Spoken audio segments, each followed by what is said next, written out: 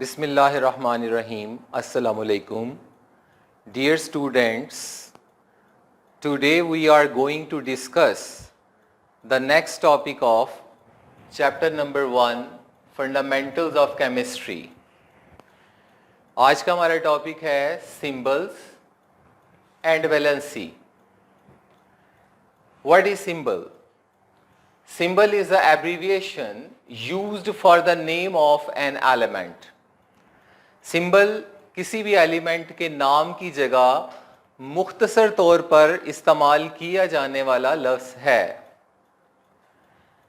Symbols आमतौर पर तीनों ज़ुबानों से लिए जाते हैं, इंग्लिश, लैटिन या ग्रीक से।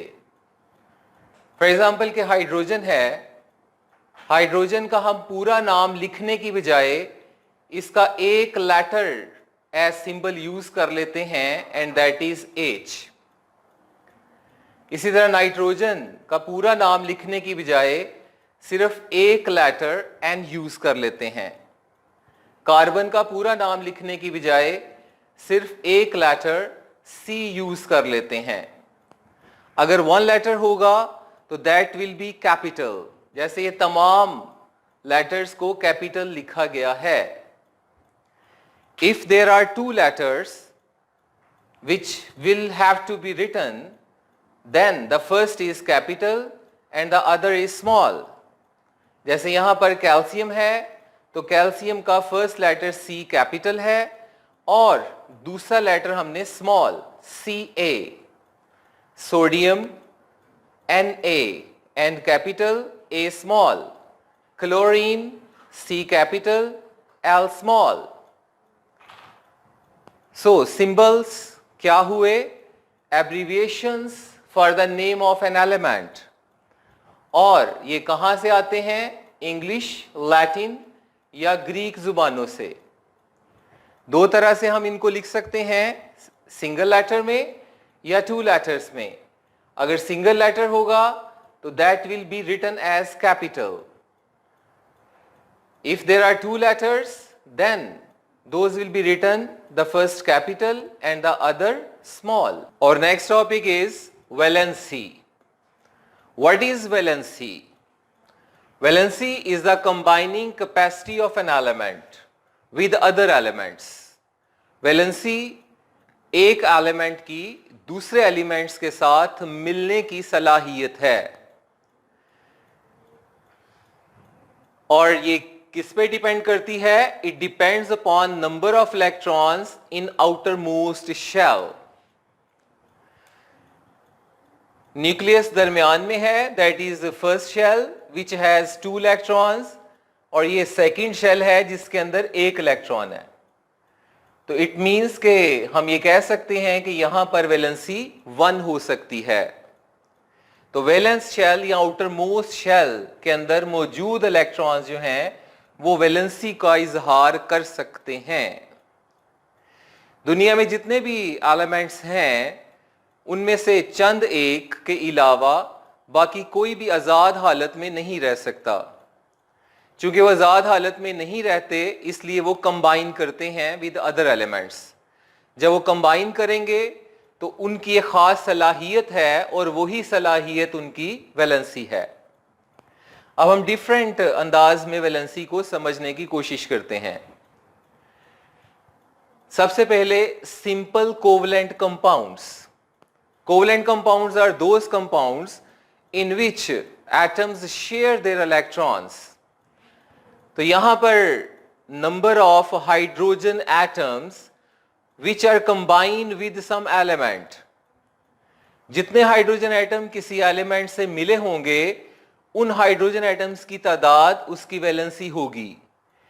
जैसे यहां पर HCl, HCl के अंदर एक हाइड्रोजन है जो क्लोरीन के साथ कंबाइंड है। इसका मतलब है कि यहां पर वैलेंसी 1 है जो क्लोरीन की है। यहां पर HOH, वाटर, वाटर के अंदर एक ऑक्सीजन के साथ 2 हाइड्रोजन कंबाइन है, लिहाजा ऑक्सीजन की वैलेंसी यहां पर क्या हुई? 2। इसी तरह अमोनिया NH3, एक नाइट्रोजन के साथ कितने हाइड्रोजन अटैच हैं? 3। तो एक नाइट्रोजन की वैलेंसी क्या हो गई 3। मीथेन CH4, यहां कार्बन के साथ 4 हाइड्रोजन जुड़े हैं, लिहाजा कार्बन की वैलेंसी क्या हो जाएगी 4। तो ये first definition of valency. Second one, ionic compounds.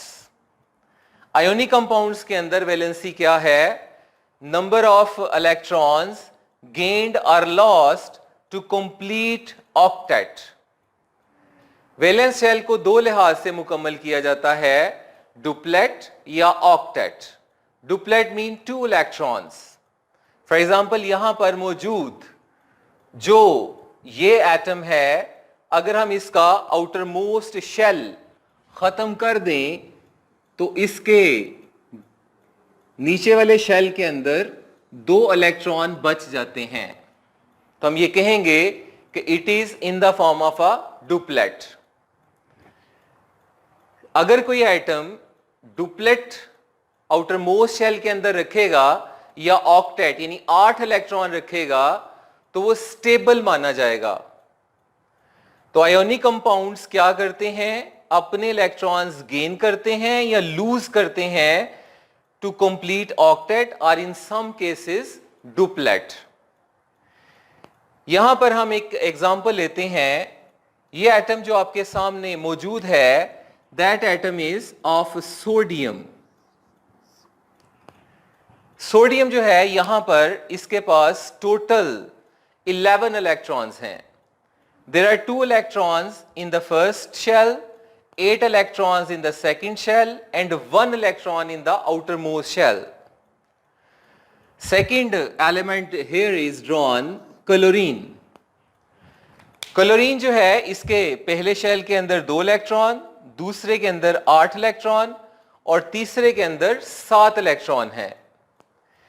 अगर सोडियम ने अपना ऑक्टेट कंप्लीट करना है तो उस सूरत में इसको आखिरी इलेक्ट्रॉन को लूज करना होगा। अगर ये आखिरी इलेक्ट्रॉन लूज करेगा तो उस सूरत में इट विल गेन +1 चार्ज। और क्लोरीन अगर ये इलेक्ट्रॉन गेन करेगा तो उस सूरत में क्लोरीन के ऊपर बाहर आने वाले इलेक्ट्रॉन की वजह से -1 चार्ज आएगा। So both have become ions. They will attract each other to form ionic compound. So number of electrons gained or lost. यहां पर सोडियम ने 1 इलेक्ट्रॉन लूज किया, लिहाजा सोडियम के वैलेंसी क्या हुई +1, और क्लोरीन ने 1 इलेक्ट्रॉन गेन किया, लिहाजा इसकी वैलेंसी क्या हुई -1। दो तरह के एलिमेंट्स हैं। एक वो एलिमेंट्स हैं which have less than 3 electrons in their outer most shell. They have tendency to lose electron. ये इलेक्ट्रॉन लूज करने की अहलियत या रुझान रखते हैं, जैसे सोडियम, मैग्नीशियम, एल्यूमिनियम। सोडियम में 1 इलेक्ट्रॉन आउटर मोस्ट में, ये 1 इलेक्ट्रॉन लूज करेगा। मैग्नीशियम के अंदर 2 इलेक्ट्रॉन है, लिहाजा ये 2 इलेक्ट्रॉन लूज कर देगा। एल्यूमिनियम के अंदर 3 इलेक्ट्रॉन है, लिहाजा ये 3 इलेक्ट्रॉन लूज कर देगा। They belong to first, second and third group of periodic table and these are actually metals. ये मेटल्स हैं and they have tendency to lose electrons. They are electropositive, लिहाजा कम एनर्जी से अपने इलेक्ट्रॉन लूज कर देते हैं। The second one is those elements which have more than 3 electrons. More than 3 electrons means they have 5 at least or more than 5. अगर इनके outer most shell के अंदर 5 कम से कम या 5 से ज्यादा इलेक्ट्रॉन होंगे, then they will have tendency to gain electron. For example, nitrogen, it has 5 electrons, so it has tendency to gain 3 electrons. Oxygen has 6 electrons, so it has tendency to accept 2 electrons to complete its octet. इसी तरह fluorine के outer most shell के अंदर 7 electron हैं, लिहाजा ये 1 electron gain करके अपना ऑक्टेट मुकम्मल करेगा। चूंकि ये सारे इलेक्ट्रॉन गेन कर रहे हैं, so they have valency in negative. Periodic table के अंदर ये तमाम elements group number 5, group number 6 या ग्रुप नंबर 7 से बिलोंग करते हैं, and these are non metals, electronegative हैं, so have tendency to gain electrons. The next one is radical. What is a radical? Radical is group of atoms having some charge. Radical atoms का group है जिस पर कोई charge मौजूद है। For example, PO4 phosphate, इस पर 3 minus charge है, SO4 सल्फेट, इस पर 2 माइनस चार्ज है, लिहाजा ये दोनों क्या हैं? Radicals. The last topic is variable valency. कुछ एलिमेंट्स ऐसे हैं जिनकी वैलेंसी 1 से ज्यादा होती है। अगर वैलेंसी 1 से ज्यादा है तो वो क्या है? Variable valency. फॉर एग्जाम्पल, यहां पर आयरन है, एक केस में इस पर 2+ चार्ज नजर आ रहा है और दूसरे केस में इस पर 3+ चार्ज नजर आ रहा है, लिहाजा यहां पर इसकी वैलेंसी क्या हो गई? वेरिएबल। आमतौर पर जो लैटिन नाम हैं उनके आखिर के अंदर हम उस या इक लगाकर वेरिएबल वैलेंसी को शो कर सकते हैं। लोअर वैलेंसी के लिए उस और हायर वैलेंसी के लिए इक। फॉर एग्जाम्पल, Fe2+ फेरस और Fe3+ फेरिक होगा। So dear students, today we have discussed the topic of symbols and valency. Inshallah, next time we shall discuss the other topics of chapter number 1, Fundamentals of Chemistry. Till then, Allah Hafiz.